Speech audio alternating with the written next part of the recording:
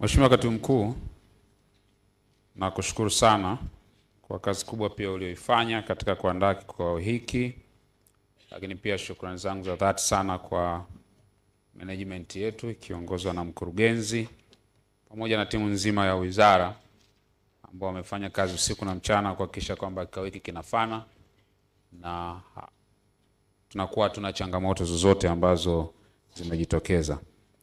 Naomba tuwapigie makofi kwa kazi nzuri ambayo wamefanya. Lakini kwa namna ya kipekee pia ni washukuru sana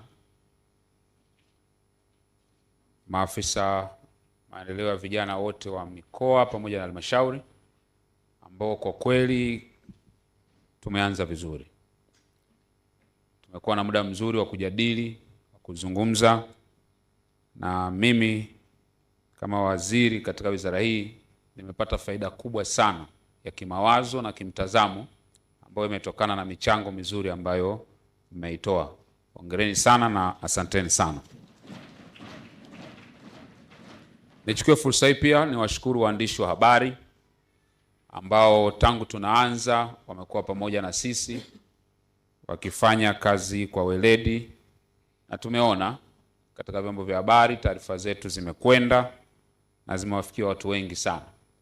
Nawaomba tuendelee kushirikiana katika shughuli za wizara ili kila tunachokifanya basi kikawe na manufaa makubwa na kikawaguse watu wengi zaidi. Waheshimiwa maafisa maendeleo ya vijana, katika mengi ambayo tumejadili, tunapofunga ningependa kuzungumza maeneo machache.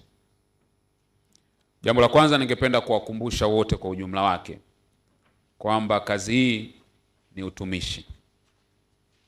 Ni utumishi ambao tumepewa kuwatumikia vijana wa nchi yetu kwa muda na majira haya. Ninatamani tunapoendelea katika utumishi huu tukumbuke mambo mawili makubwa yatakayotuongoza. Jambo la kwanza, kila mmoja wetu adhamirie kuacha alama. Siku utakapoondoka katika nafasi hiyo, basi kuwepo na kitu ambacho watu watasema kuna mtu fulani alipita hapa kwa sababu ya mchango chanya ambao utakuwa umeutoa. Ukifanya hivyo utakuwa umeongeza chachu ya mabadiliko chanya kwa vijana wa taifa hili ambao wanakuangalia wewe kama mmoja wa watu muhimu katika kuwatimizia yale wanayotarajia. Lakini jambo la pili, katika kukumbuka kazini ya utumishi, tukumbuke kuwajibika. Na tunapowajibika, tunawajibika katika maeneo manne. Kwanza, tunawajibika kwa nafsi zetu wenyewe. Ni lazima ujihoji kila wakati. Je, kazi hii ingekuwa ni ya kwangu, ningeifanya kama ninavyoifanya? Je, kama ningekuwa ninaonekana kuanzia asubuhi mpaka jioni, inawekwa TV uwanja wa Taifa na ninaonyeshwa maisha yangu katika utumishi, je, ningeendelea kufanya kama ninavyoifanya? Kama jibu lako ni hapana, maana yake you are not giving your best. Wajibika kwa nafsi yako mwenyewe. Lakini pili, wajibika kwa aliyekupa nafasi ya kutumikia vijana wenzako. Serikali chini ya Daktari Samia Suluhu Hassan inao vijana wengi katika taifa hili ambao wangeweza kuchukua nafasi ambazo sisi leo tumepata. Lakini tumepata upendeleo kuwa katika nafasi tulizo nazo. Ni lazima tuthibitishe kwa vitendo kwamba haikuwa bahati wewe na mimi kupewa nafasi ya kuwatumikia vijana katika taifa hili. Tufanye kwa bidii, tufanye kwa kumaanisha, na tufanye kwa kuthibitisha kwamba sisi tulistahili kupewa nafasi hii. Lakini cha tatu, wajibika kwa nchi yako. Kila mmoja aliyeko hapa, hakuna aliyechagua kuzaliwa Mtanzania, lakini tuna wajibu kwa taifa letu. Ninaamini pamoja na kuulizwa matendo yetu hapa duniani ambayo tutakuwa tumeyatenda, mema au mabaya tutakapokuwa tumeondoka duniani, eneo lingine tutakaloulizwa ni namna gani tulitumika kwa ajili ya taifa letu. Vizazi vilivyopita imefanya mambo mengi ambayo yametusaidia sisi leo kuwa hapa tulipo. Na sisi tuone wajibu wa kufanya mambo ambayo kizazi kinachokuja kitajivunia kwamba walikuwepo vijana waliosimamia sera vizuri, waliosimamia mipango ya kiserikali, lakini waliotumia rasilimali za vijana wenzao vizuri, na wote kwa pamoja waone tulikuwa na faida katika maisha tuliyoishi. Lakini cha mwisho na eneo la nne, wajibika kwa Mungu wako. Sisi ni roho, tuna nafsi na tunaishi katika miili. Na ndio maana tunapoondoka duniani huwa tunasema mwili wa marehemu. Ina maana marehemu mwenyewe hayuko pale. Tafsiri yake ni kwamba pamoja na wajibu wetu wa kawaida, tuna wajibu kwa aliyetuumba. Na katika imani zetu tunafundishwa kwamba maisha hayaishi tu tunapokufa duniani. Tutaulizwa. Na mimi nitaulizwa. Ulipokuwa waziri wa maendeleo ya vijana, ulifanya jambo gani la kuwasaidia vijana wenzako? Na wewe utaulizwa katika nafasi yako. Ninatamani tuwe na ujasiri sana wa kujitosheleza, kwamba siku tutakapoulizwa tusiwe na hofu wala tusiwe na uoga wa aina yoyote, tuwe na ujasiri wa kusema tulifanya aliyotupasa kwa nguvu zote, kwa akili zote, kwa ubunifu wote, na tujivunie matokeo ambayo yatakuwa ni chanya. Lakini jambo lingine ambalo ningependa kuwakumbusha maafisa maendeleo ya vijana wote, changamoto za vijana ni nyingi sana. Tunaziona katika ripoti, tunaziona tunapopita kuwasiliana na vijana, tunaziona katika mitandao ya kijamii. Imani yangu inaniambia kwamba Mwenyezi Mungu ametubariki akili na ufahamu, na hakuna changamoto yoyote isiyokuwa na majibu ambayo inawakabili vijana. Inawezekana majibu yao yasiyo ya haraka, lakini yanawezekana. Ziko changamoto tumezijadili katika kikao chetu kazi hiki.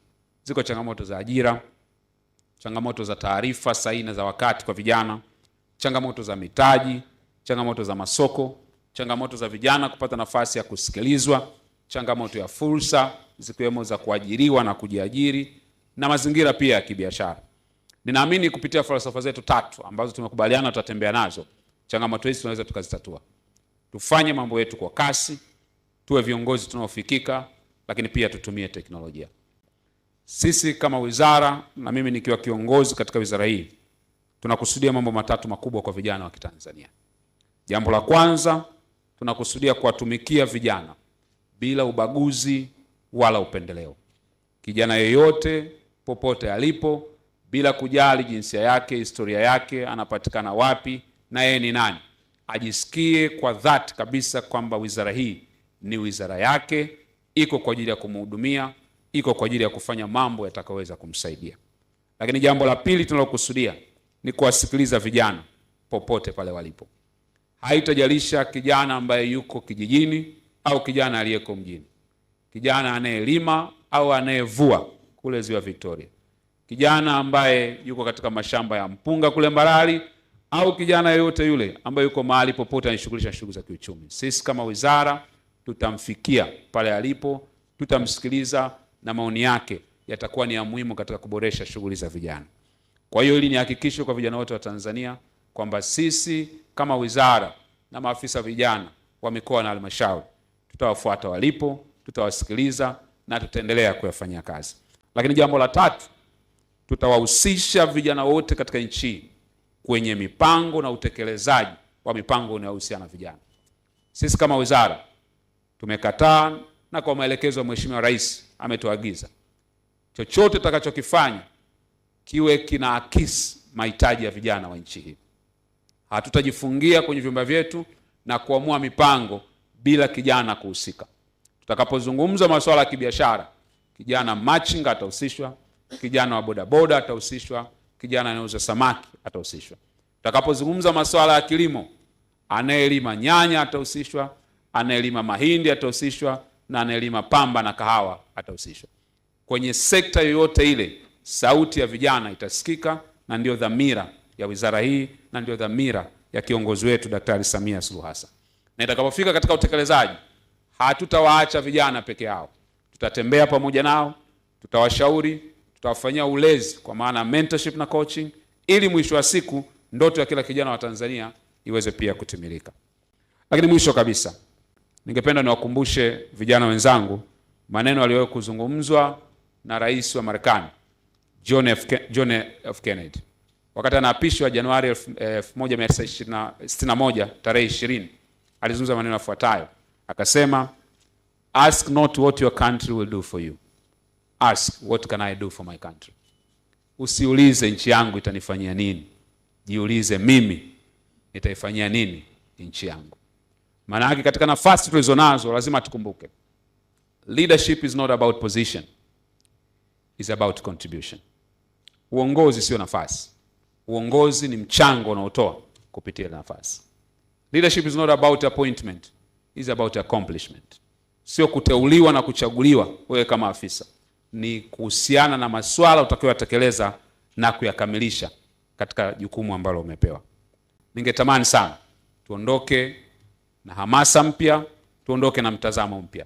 Badala ya kuangalia nini tusichokiweza, tuweke mkazo wa kuangalia nini tunakiweza. Badala ya kuangalia nini ambacho tunakwamishwa nacho, tutafute majawabu na kujiuliza tunawezaje kufanya ili tusiweze kukwamishwa. Ni matumaini yangu jeshi hili lililoko hapa litaibua matumaini mapya kwa vijana wa Kitanzania, lakini sana sana litatoa suluhisho na litashirikiana na kila kijana wa nchi hii ajivunie kwamba sera na mipango iliyowekwa na serikali ya awamu ya 6 inayowahusu vijana haitokwamisha. Mimi yangu ni maombi kwenu.